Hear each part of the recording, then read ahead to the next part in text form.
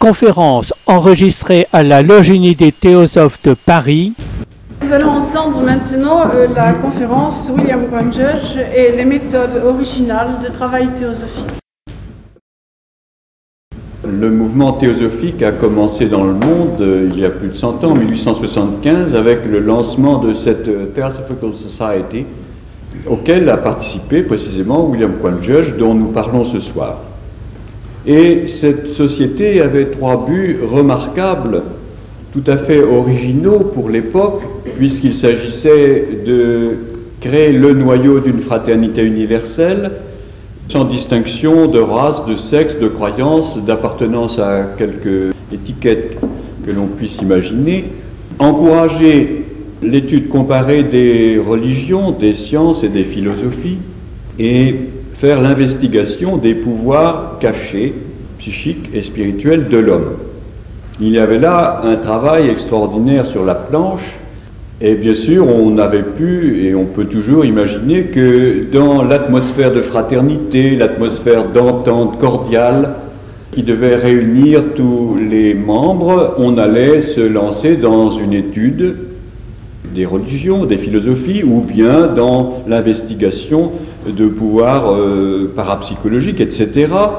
Et ainsi, la société qui avait un bel objectif devant elle, cette société était d'emblée menacée de dévier de l'objectif initial qui était en vue et à progressivement devenir une société savante, de gens très érudits, d'aristocrates de la pensée, qui se réunissent pour faire des études en commun et pour avancer ainsi dans une meilleure compréhension des choses, etc., etc.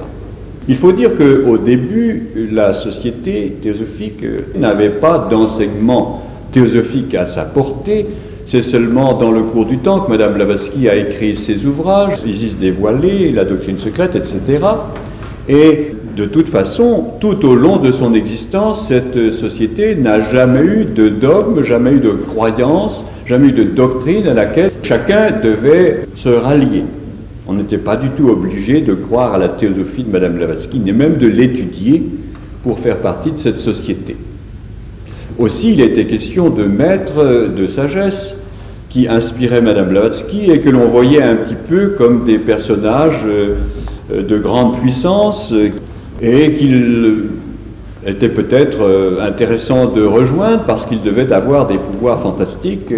Ainsi, le danger était très grand dès le début et, compte tenu de la nature humaine, très grand de dévier complètement sur des voies de garage, l'on pourrait dire, puisque, effectivement, comme on va le voir tout à l'heure, l'intention du mouvement était celle d'un éveil ou d'un réveil de l'humanité. Il faut dire que Judge a servi d'interface, comme on dit de nos jours, ou d'intermédiaire entre le monde très lointain des maîtres et le monde vivant des hommes. Parce que lui, qui était très proche de Mme Blavatsky et qui non seulement avait des preuves irréfutables de l'existence des maîtres, mais aussi connaissait leurs intentions et leurs méthodes, Judge, qui était aussi au contact direct de la masse, comme on dit de nos jours aussi, Judge a pu servir d'interprète et n'a eu de cesse qu'il fasse comprendre à ses compagnons de travail quelles étaient véritablement les intentions de ce mouvement.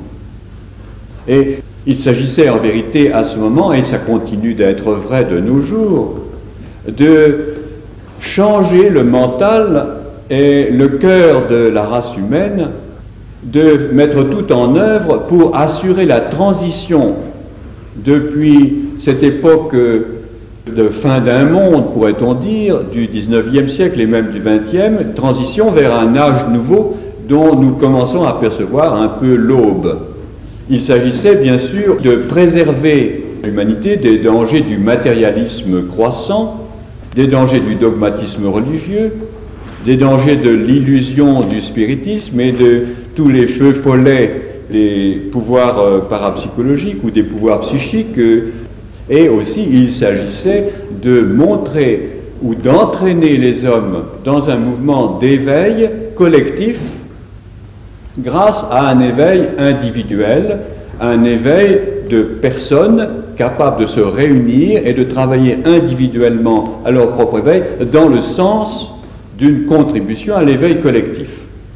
Alors, avec des idées pareilles, on comprend que la société théosophique qui était ainsi menacée de dévier avait la chance de réaliser pleinement les intentions.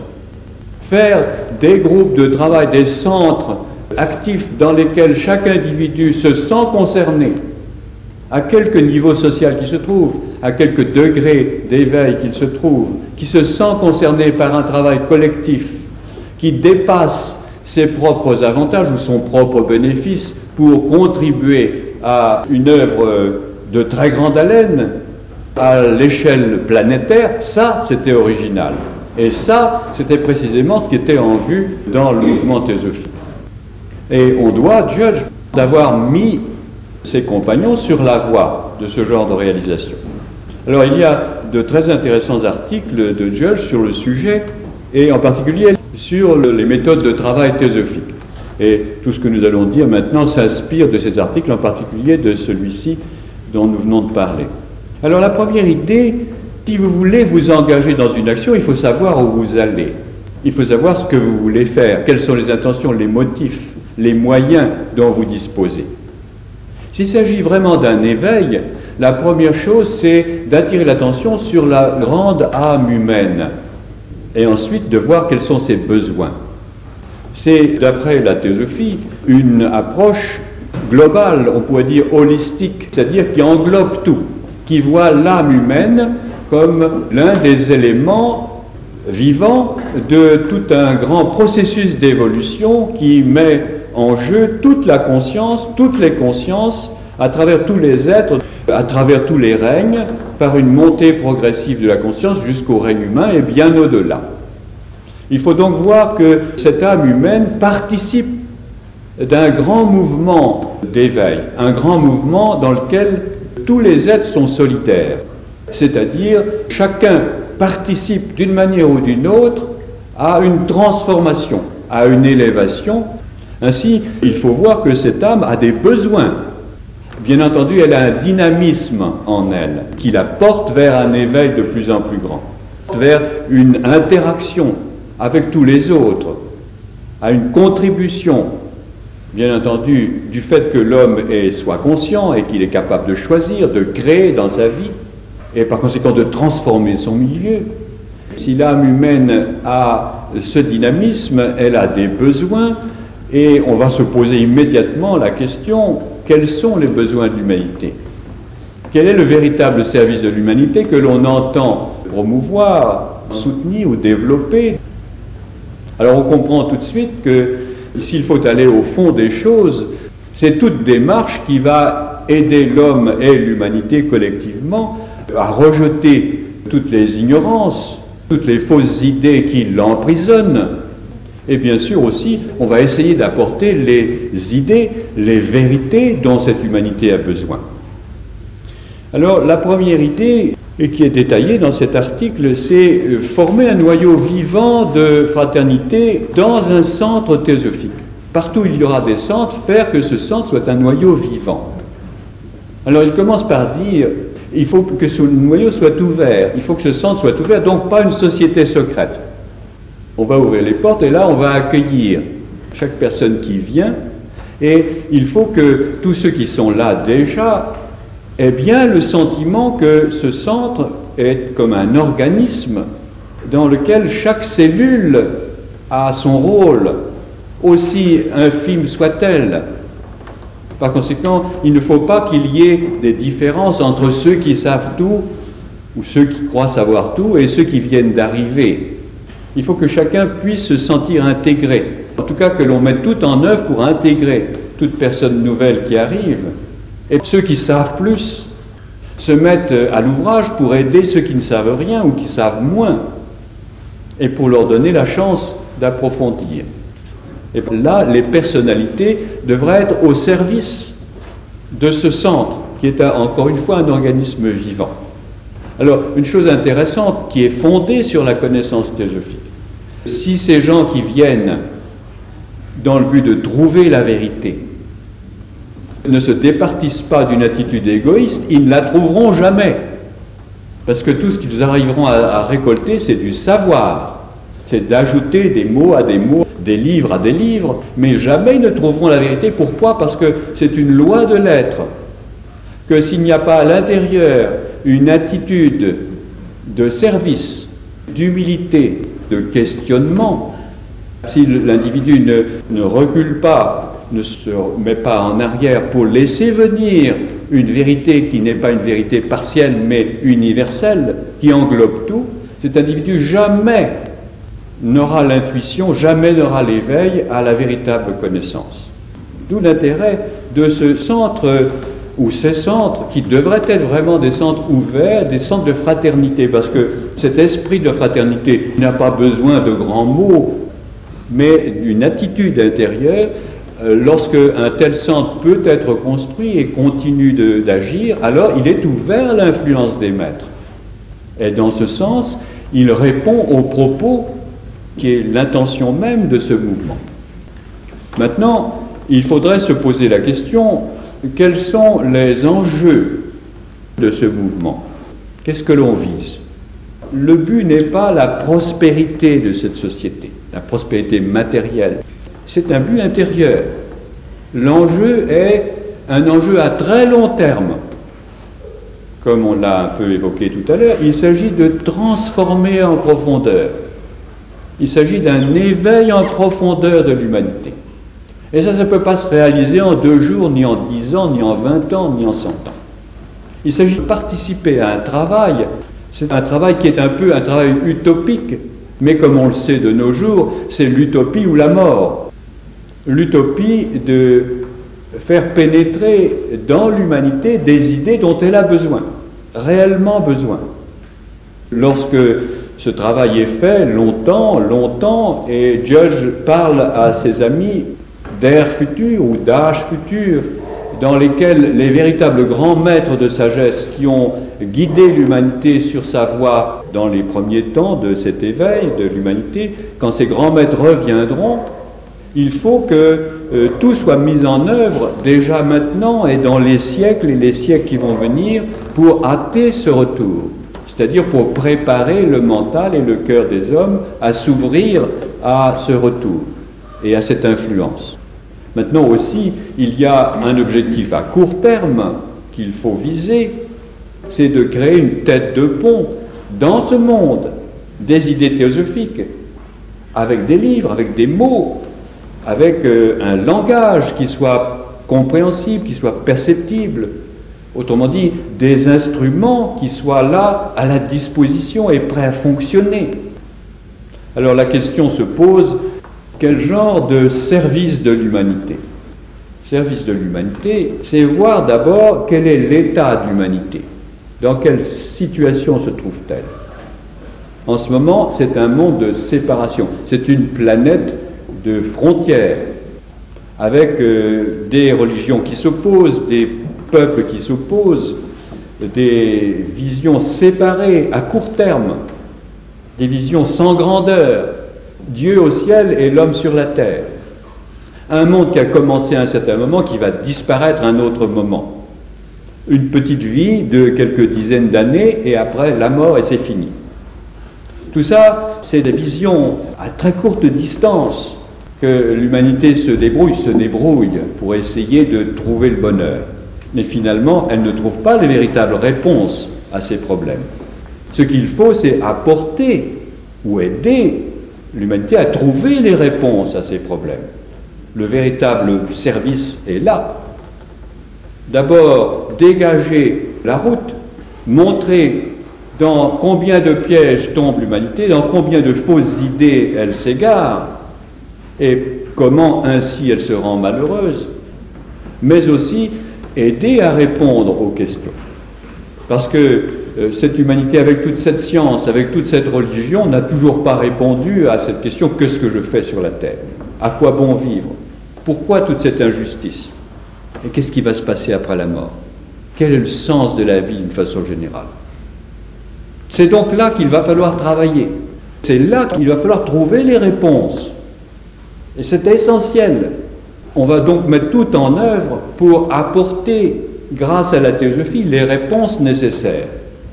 Il faut que les théosophes remplissent leur mission en mettant à la portée du public, en termes simples, tous les postulats ou toutes les suggestions offertes par la théosophie.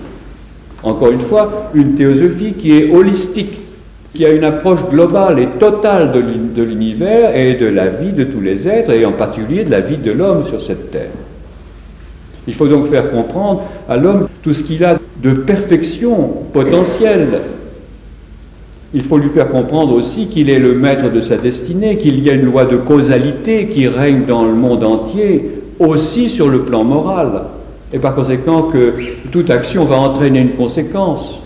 Et il faut être capable de dire ça en termes simples à toute personne qui cherche à s'informer. Il faut aussi faire comprendre qu'il y a une continuité de la vie telle que tout effort qui est accompli maintenant ne s'arrête pas sous prétexte que la mort arrive, mais pourra être continué au fil d'incarnations et d'incarnations successives.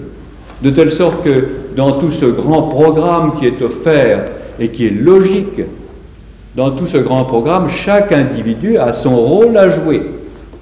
Il a été question tout à l'heure d'une destinée divine, ce qui fait que chaque individu participe d'une grande fraternité universelle à laquelle personne ne peut échapper. Chaque individu a donc son rôle à jouer, pas simplement pour tirer son épingle du jeu, pour avoir de plus belles incarnations dans le futur, pour être plus heureux, etc., mais pour contribuer à une montée progressive de toute cette humanité, à un éveil progressif de toute cette humanité. De telle sorte que jamais, encore une fois, l'individu n'est séparé du collectif.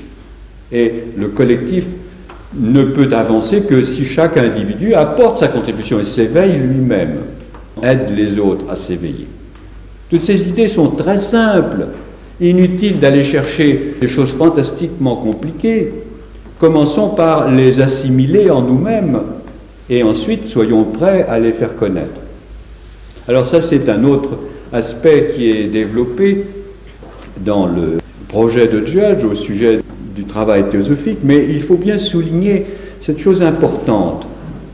Lorsque l'on va s'adresser à un monde qui se pose des questions, et si l'on lui parle de ces lois fondamentales de la vie, ce n'est pas comme si on lui parlait une langue étrangère. Parce que, en fait, cette idée de karma, cette idée de justice, cette idée de continuité de l'action, à telle attitude va être assortie telle conséquence. Et cette justice profonde, ça c'est quelque chose que l'homme sait au fond de lui-même. Judge souligne le fait que l'âme réelle que nous sommes, l'ego profond que nous sommes, qui va d'incarnation en incarnation, connaît bien cette loi de karma. Il connaît aussi la loi de réincarnation, puisqu'il est l'acteur, on pourrait dire, le personnage qui va de vie en vie, qui subit cette loi de réincarnation. Par conséquent, si l'on apporte à l'humanité ces idées tellement simples, mais tellement profondes et tellement riches, il y a des chances que cette humanité va ressentir quelque chose. Et comme cette doctrine n'est pas égoïste, ne vise pas au bonheur particulier d'un tel ou d'un tel, mais qu'elle stimule la compréhension de la nécessité de la solidarité de tous les êtres, alors on va aider les hommes à fonder leur éthique de vie sur une vision qui est large, généreuse et profonde, et qu'ils pourront dans la suite encore approfondir par leur réflexion et aussi par l'analyse du résultat de leurs actions. Alors maintenant, on peut se tourner vers les mesures qui doivent être prises pratiquement pour que chaque centre rayonne comme un centre de fraternité. Alors nous avons dit, il faudrait que chacun soit accueilli, chacun doit comprendre qu'il a une contribution, une participation. Et ce travail va consister en quoi? Il va s'agir d'attirer l'attention sur les choses fondamentales. Par conséquent, si l'on se réunit, si l'on étudie, ça ne sera pas sur des points très très compliqués, très difficiles de la doctrine. théosophique, mais ça sera pour essayer d'approfondir, d'assimiler les choses essentielles. Par conséquent, on reviendra sur les propositions fondamentales de la théosophie de façon à ce que chacun, lorsqu'il sort de ce centre et qu'il se trouve au contact avec le monde extérieur, soit capable, avec ses propres mots et sur la base de la compréhension de ses idées, soit capable de répondre à toutes les questions que se pose l'homme de la rue, et pas d'une façon fallacieuse, mais sentie, profonde, et qui soit capable de toucher l'individu. Il faudra que dans ces réunions, on évite que les gens cherchent à briller, mais que ça sorte vraiment de leur cœur. Qu'on évite aussi qu'il y ait des espèces de dominance, et par conséquent, éviter que s'organise une espèce de culte de la personnalité. Maintenant, il faudrait que ce travail soit sérieux. Il faudrait aussi que les gens qui viennent sachent qu'on ne fait pas un effort quelques jours et après c'est fini, que ça va demander d'un très très long temps, parce qu'il ne s'agit pas de comprendre au niveau de l'intellect, mais il s'agit aussi d'assimiler, de progresser vers une meilleure compréhension de la fraternité universelle, une meilleure réalisation du soi par tous ces efforts. On va encourager les membres à soutenir la vie de ce centre, de façon à ce que une véritable famille unie continue de fonctionner et poursuive son effort. Il faudrait aussi qu'on ait du travail, on ait de la matière, c'est-à-dire qu'il y ait une bibliothèque, qu'il y ait des articles tout près, qu'il y ait des livres et que l'on travaille sur ces livres pour approfondir les idées, de façon à ce que progressivement on assimile toutes les facettes possibles de ces grands enseignements théosophiques. Ainsi, on voit que c'est plutôt les directives générales que Judge donne sur ce sujet. Donc chacun va faire avec ça ce qu'il peut et ce qu'il veut, suivant le choix que vont faire les individus pour constituer leur groupe de travail et pour approfondir ce travail, sachant que le but, encore une fois, c'est d'aller derrière la lettre des enseignements, aller toucher ce qui est la base de l'éthique, et par conséquent rendre vivant tout cet enseignement. C'est surprenant de voir que dans tout cela, Judge n'encourage pas l'étude comparée des religions, l'investigation des pouvoirs cachés de l'homme et des choses pareilles. Il ne les récuse pas non plus. Ça fait partie du travail des théosophes, bien sûr. Mais enfin, faire une analyse savante de la Kena Upanishad ou des Védas ou des choses comme pareilles, bon, chacun pourra le faire, mais ça n'est pas le sujet principal. Le sujet principal, c'est répondre à l'urgence du moment. Judge ne récuse pas, bien entendu, l'étude savante de toutes ces choses. Il a même fait appel à des Indiens de son temps, des hindous, pour écrire des articles, pour éclairer chacun un peu plus sur ses connaissances cachées. Mais enfin, dans le travail d'un centre, d'une façon générale, il insiste plus sur ce qui est nécessaire à la collectivité. Bien sûr aussi, lorsqu'il s'agit de faire comprendre l'unité de tous les êtres, la participation à la grande famille humaine, il ne manque pas de signaler tel ou tel Upanishad, et en particulier la Bhagavad Gita, qui est le fleuron des Upanishads, pour bien faire saisir que cette étude, qui est indispensable pratiquement, et qui est théosophique en profondeur, cette étude devrait amener l'individu à se transformer par ce contact perpétuel ou de tous les jours avec les grandes idées théosophiques et avec cet enseignement où on a un maître là pratiquement en sa présence tout le long du livre. Maintenant, l'essentiel, c'est de garder le but en tête, l'intention. Il s'agit d'éveiller, il s'agit de s'éveiller et par conséquent d'être constamment vigilant pour voir où sont les obstacles, mais aussi pour saisir tous les éléments de vérité qu'on a à sa disposition pour les mettre en œuvre et pour métamorphoser en somme toute cette masse de savoir que l'on a accumulée pour en faire quelque chose de vraiment vivant dans la vie. Maintenant, il faut aborder le dernier point qui est celui-ci, comment transmettre l'héritage à ceux qui viendront après. Il faut que les membres soient conscients qu'ils sont là comme des passants ou des passeurs. Ils transmettent quelque chose. Ça, c'est très important. Il faut aussi, dit Judge, que ces hommes soient conscients du travail, de l'œuvre de ce mouvement théosophique. C'est une œuvre un peu comme Brahma, Vishnu et Shiva, une œuvre de créateur, une œuvre de conservateur, une œuvre de destructeur, régénérateur. Ce mouvement théosophique, d'une façon générale, est créateur dans le sens qu'il trace un sillon, il trace une voie, il jette les bases d'un grand mouvement qui va englober toute l'humanité tôt ou tard. Il est créateur dans le sens qu'il apporte des idées nouvelles, ce dont les hommes ont besoin. Il est préservateur dans le sens où tout ce qui a été fait et qui mérite d'être conservé doit l'être.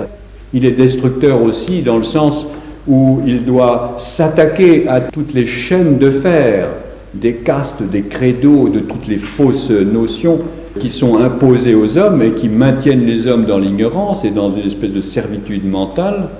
Mais il est régénérateur aussi dans ce sens qu'il invite à cette réincarnation du mental dans une nouvelle perspective.